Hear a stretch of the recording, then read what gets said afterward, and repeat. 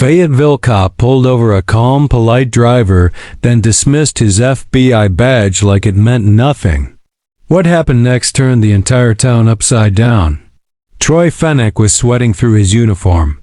The collar of his shirt, damp where it hit, clung to his neck. August in Cumberland County, North Carolina, meant hot pavement, sun that burned through the window glass, and drivers too used to ignoring stop signs in quiet gated neighborhoods. That was his excuse anyway, but Troy wasn't thinking about traffic patterns when he flipped on the lights behind a black BMW 540 with tinted windows and out-of-state plates.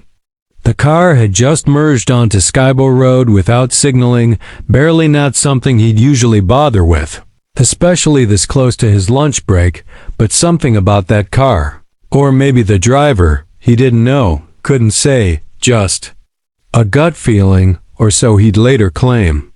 As the BMW slowed and pulled neatly onto the shoulder near a golf course entrance, Troy tapped his fingers against the steering wheel and let the engine idle. He scanned the license plate again, Ohio. He didn't like that. He stepped out, adjusted his belt, and walked over, his posture exaggerated, thumb grazing the latch of his holster. Inside, the driver rolled the window down halfway, a black man, maybe late 40s, clean-shaven, neatly dressed in a tailored light blue shirt and navy slacks, hands at 10 and 2, watch on his left wrist, a silver Tag Heuer. "Afternoon," the man said, his voice calm and steady. "Was there a reason for the stop, officer?" Troy cocked his head slightly. The man's tone was polite, but there was something behind it, not attitude, just control, that irritated him. "You didn't signal when you changed lanes back." "There," Troy said, squinting as he looked into the car. "License and registration." The man reached slowly for his wallet. "I see. I thought I had my apologies if I missed it." Troy kept watching. The man moved with deliberate precision, no sudden gestures, no talking back, but no fear either. He handed over the license and registration without looking away. Deshaun Tramble. Troy took the documents and walked back to his cruiser, muttering the name under his breath. He didn't run it yet.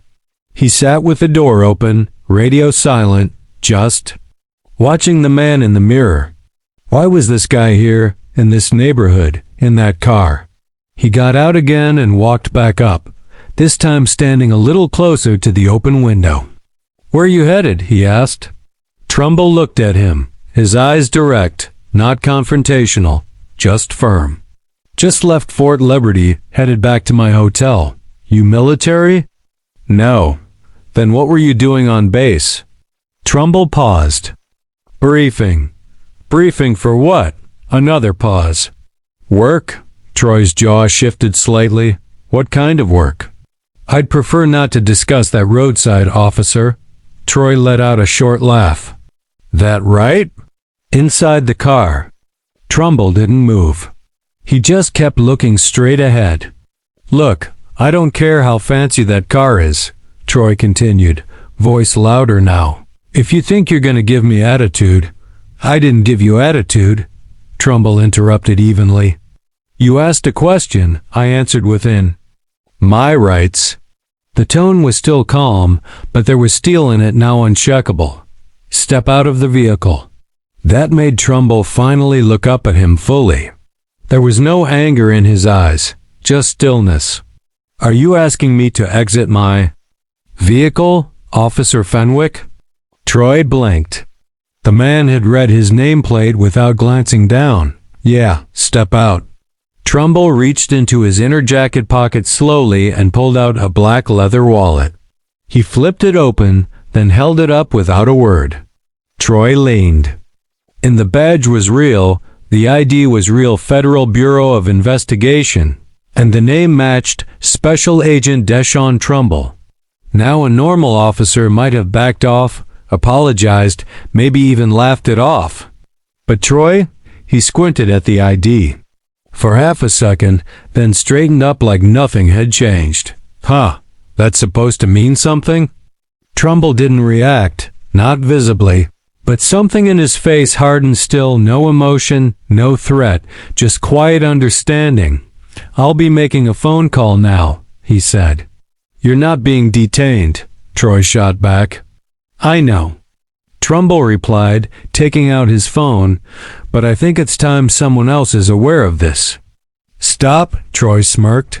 "Go ahead. You think I care who you call?" Trumbull didn't respond. He hit a single contact and raised the phone to his ear. No passcode, no hesitation. "Hey, it's me." "Yes, right now. Skybo and Briarwood." "Send." "Them." He ended the call, no names, no drama. Troy stepped back from the car, still puffed up. "That's supposed to scare me?" Trumbull rolled the window up halfway again. And that was it. No yelling, no insults, just one quiet phone call that would change everything. But what Troy didn't realize was that those words had already set things in motion far beyond his control. Troy Fenwick paced a little beside his cruiser, pretending to check the side mirror, eyes flicking between the road, the BMW, and the occasional passing car. His stomach tightened, not out of fear, but something closer to resentment. He'd been on the force almost 5 years, enough time to know when someone was bluffing. But this something about the way Trumbull spoke, too calm, too confident, rubbed him raw. Inside the BMW, Agent Deshaun Trumbull adjusted the air vent and glanced at the dashboard clock. He wasn't rattled, but he wasn't exactly relaxed either. The interaction wasn't new to him. He'd been through worse overseas, in back rooms with no cameras, but those moments had structure. This one had arrogance. Troy walked back up to the window, hands now on his belt, tone sharper. "So what is it you do, exactly?" Trumbull didn't answer right away. He turned his head slowly, then looked Troy in the eye. "You saw the badge. It's all there." "I'm asking you to explain it to me," Troy insisted. "You're not required to ask that, and I'm not required to answer. Look, I don't care what agency you work for out here on this road. I'm in charge." Trumbull sighed through his nose, not out of frustration, but calculation. He wasn't worried about himself. He was thinking ahead to how this could play out and who else might get pulled into it. "Officer Fenwick," he said slowly, "are you detaining me?" "I'm trying to verify a few things. You're not under arrest." "So am I free to go?" Troy hesitated just for a split second. That was the moment Trumbull knew the man wasn't used to someone calmly drawing lines. "I'm going to ask you to step out," Troy said again. "We can talk about this without the window between us." "No," Trumbull replied, still composed. "I have identified myself, complied with all legal requirements, and I do not consent to unnecessary escalation." Troy stepped back again, his pulse quickened. That part irritated him. The most striking thing was how calm this man was, how it felt like Trumbull had already mapped out the entire encounter before it even started. "Are you refusing to exit your vehicle?" "I'm refusing to make this easier for you to abuse." "Protocol." Troy's face turned a shade redder. He wasn't used to being spoken to like this, especially not from someone he thought he had power over. "You think that badge gives you a free pass?" "I think that badge represents 23 years of service. I think I've stood across from men who actually were threats. I think I've kept this country safer than you'll ever understand. And I think," he paused just long enough for the silence to land, "you're playing a very dangerous game with the wrong person." That cut deeper than Troy expected, but instead of backing off, he doubled down. "Why are you even in this neighborhood? Visiting someone? Got business with someone around here?" "No," Trumbull didn't blink. "I'm staying at the Crosswinds Hotel, 2 miles from here. This route was just part of my GPS." Troy didn't believe it or didn't want to. "You working a case?" Trumbull didn't answer. He just stared, quiet again. "You always act like this when someone pulls you over?" "No," Trumbull said, his tone like glass. "Only when I'm treated like I don't belong somewhere." I absolutely do. That landed differently. For just a second, it cracked the performative toughness Troy was clinging to. But pride is a hard thing to let go of. I'll tell you what's gonna happen, Troy said, puffing out his chest. I'm gonna call this in, and we'll see if your little agency backs you up. Trumbull didn't move. They already have. That's when Troy heard it, the crunch of tires behind him. He turned around and saw a black Suburban slow to a stop behind his cruiser. Unmarked plates, tinted windows, then another just like it pulling in behind the first. Trumbull sat still, one hand on the wheel, the other resting on his thigh. Troy's hand hovered near his radio. Two men in suits stepped out from the first vehicle. They didn't move fast, no weapons drawn, just straight backs, earpieces, and quiet coordination. One of them glanced at Troy, then at the BMW. "You Fennec?" he asked calmly. "Yeah. Who are you?" "Stand by." They didn't even look at Trumbull, didn't need to. They knew who he was. That was clear. Troy suddenly felt like a kid who had kicked the wrong door open. He reached for his radio, but his hand didn't quite touch it. Something about the way these men carried themselves, silent, professional, unmistakably in charge, made his stomach twist. But the real gut punch was still coming, and it would come in less than 4 minutes. The men from the Suburbans moved like they'd rehearsed it, every step purposeful, every glance calculated. They didn't raise their voices or flash their badges like TV cops. They didn't need to. Authority was written in how they stood, how they didn't flinch when Troy Fennec tried to assert control over a situation that was no longer his. Troy cleared his throat, took a few steps toward them, and asked again, louder this time, "Who are you with?" The first man, late 40s, lean build, dark suit, nodded toward the BMW without even making eye contact with Troy. "You pulled him." "Over?" Troy shifted his weight. "Yeah, improper lane change." It wasn't a question, just a tone that said we've heard this kind of thing before. The second man stepped forward and calmly asked, "Has Agent Trumbull been placed under arrest?" "No, I was just conducting." "Is he suspected of a crime?" Troy hesitated. "Not exactly." The man didn't say anything, just stared, then took out a small phone, turned slightly away, and made a call. His voice was quiet but not secretive. Meanwhile, Agent Trumbull remained in the driver's seat, untouched, unmoved, his phone face down on the console now, but his eyes followed every movement outside. He'd seen this pattern in a dozen different cities. In 5 different languages, arrogance giving way to confusion, confusion giving way to fear. Troy tried to regain footing. "Look, this guy was being evasive. He wouldn't tell me what he was doing here, because he doesn't have to," the first man said plainly. "He's federal. You initiated a stop, asked him where he was going, and demanded he exit the vehicle after he showed credentials. Is that correct?" Troy stiffened. "He had a badge." "That doesn't mean I can't ask questions." "Sure," the man replied, "but the minute you saw a federal ID, that should have been it. You escalated without cause." "I didn't escalate anything." He made a phone call. He brought this on himself. The agent raised an eyebrow. He brought it on himself by informing his chain of command that he was being stopped without justification.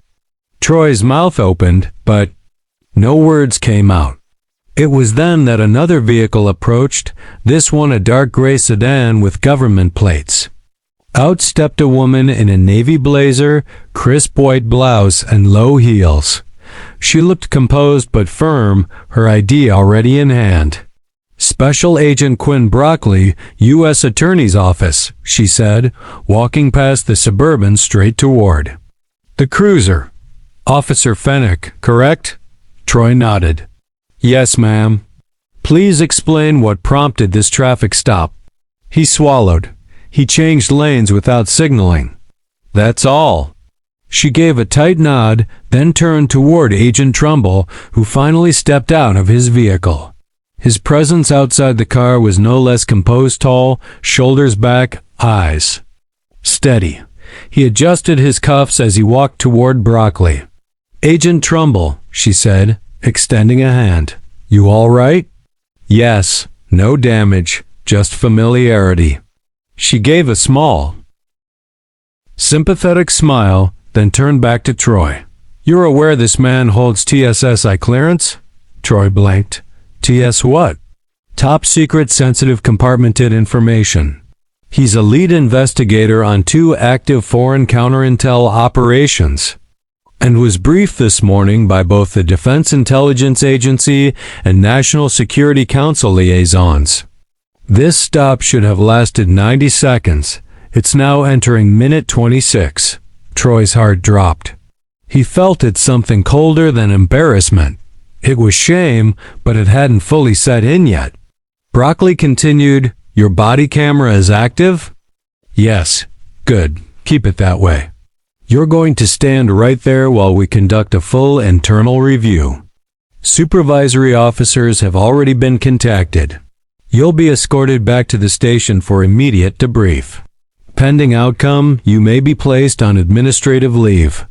"I was just doing my job," he muttered. "No," Trumbull finally spoke, voice calm but razor sharp. "You were doing what you think your job is, and you let bias guide your instinct instead of reason." Troy turned to him, face red, but didn't reply. Not now, not with this many witnesses. A patrol unit rolled up at that moment, likely called by the dispatcher just in case things escalated. The uniformed sergeant who stepped out looked at the agents, then at Trumbull, and instantly understood who'd made the mess. "Officer Fennick," the sergeant called gently, "why don't you come over here with me?" He walked off slow and stiff. Trumbull didn't look smug, didn't look pleased. There was no satisfaction in his face, just stillness. Measured, disappointed, like a teacher watching a student blow an easy test. Broccoli gave him a glance. "You want to file?" "No, not worth it. The camera will say it all." But the camera wasn't the only thing watching, and what it captured would explode far louder than any ticket ever could. Officer Troy Fennick sat on the edge of a low concrete barrier a few feet from his cruiser, his foot bouncing uncontrollably. Sweat stuck to his back and underarms. The heat wasn't letting up, and neither was the pressure. He kept replaying it in his head, how Trumbull stayed so calm, how the Suburban showed up out of nowhere, how that woman from the U.S. Attorney's office walked straight past him like he wasn't even there. It didn't feel real, and yet every second of it had been recorded. His own body cam was still running. The sergeant who had arrived last, a man named Leo Bransfield, stood nearby, arms crossed, saying nothing. He didn't look angry, just exhausted, like a father watching his grown son make a mistake he couldn't undo. Inside the Suburban, one of the agents was on the phone, windows rolled up.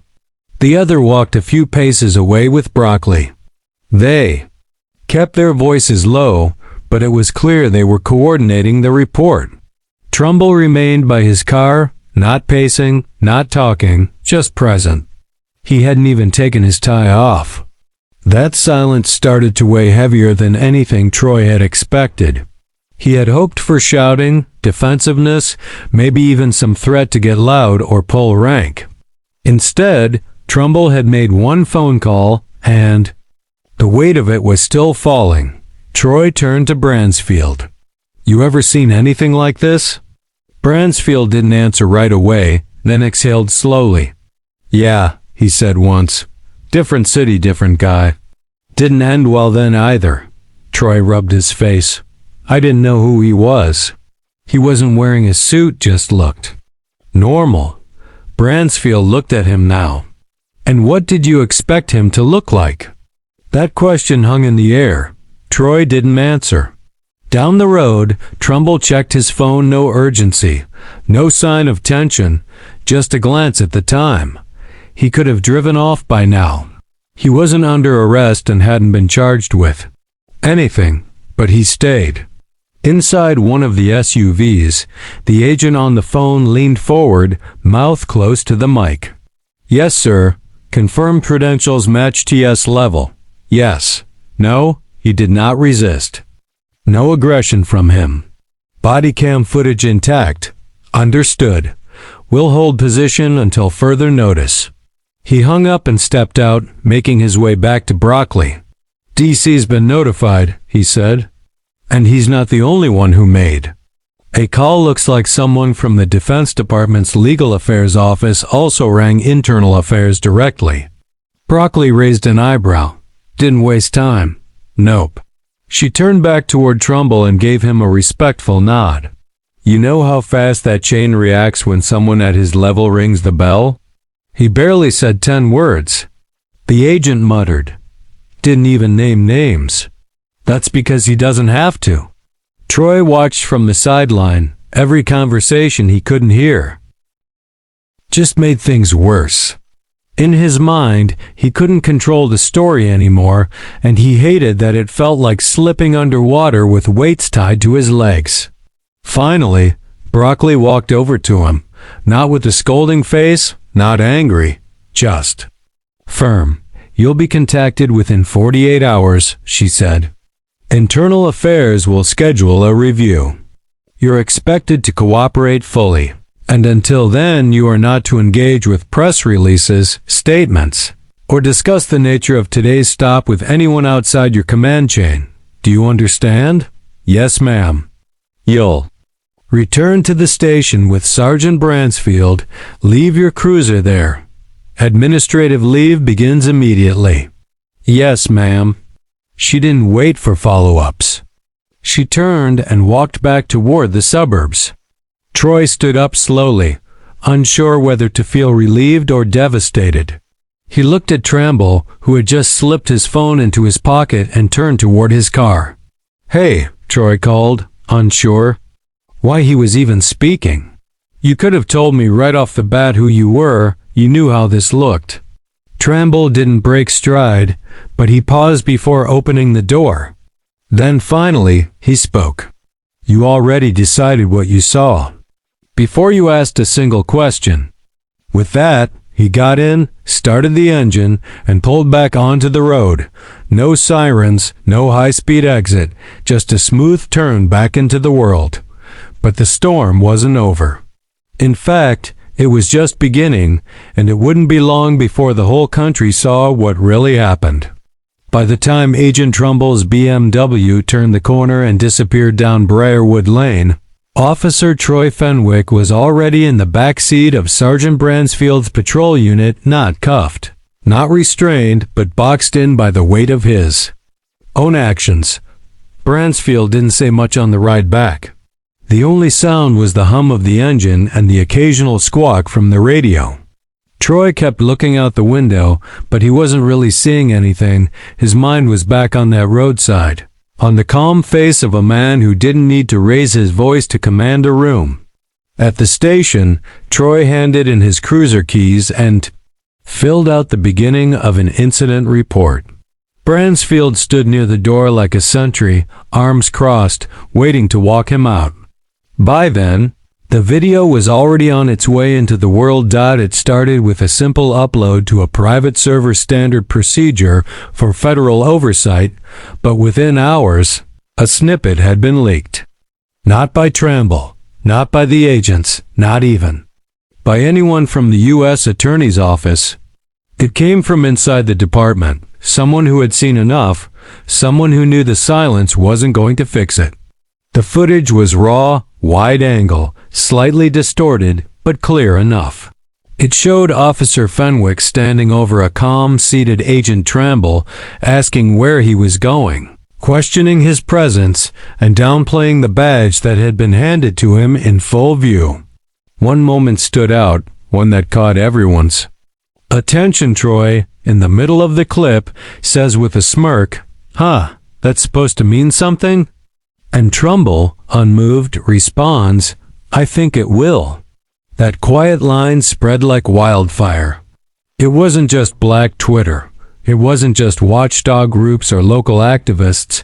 It was veterans, Former federal agents, military families, and middle-aged professionals across the country who saw themselves in Trumbull's restraint.